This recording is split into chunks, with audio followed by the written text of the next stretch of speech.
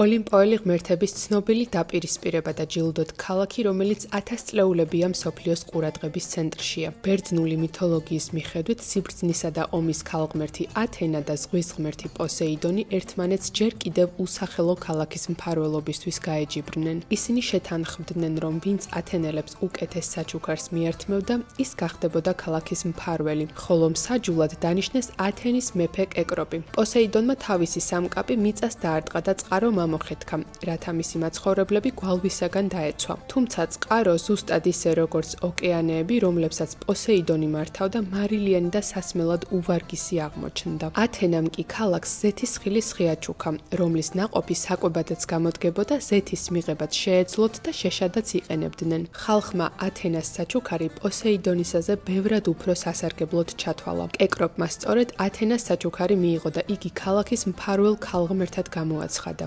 ათენას წმინდა ფრინველი და სიბრძნის სიმბოლო ქალაქის მონეტების ორივე მხარეს იბეჭდებოდა. ქალაქი დღემდე სავსეა ათენასადმი მიძღვნილი ძეგლებით, ხოლო ძველ დროს კი მის საპატივსაცემოდ გრანდიოზული დღესასწაულები იმართებოდა. თუ მოგეწონა ვიდეო, აუცილებლად გაუზიარე მეგობრებს და არ დაგავიწყდეს ჩემი გვერდის გამოწერა მეტი შემეცნებითი შინაარსისთვის.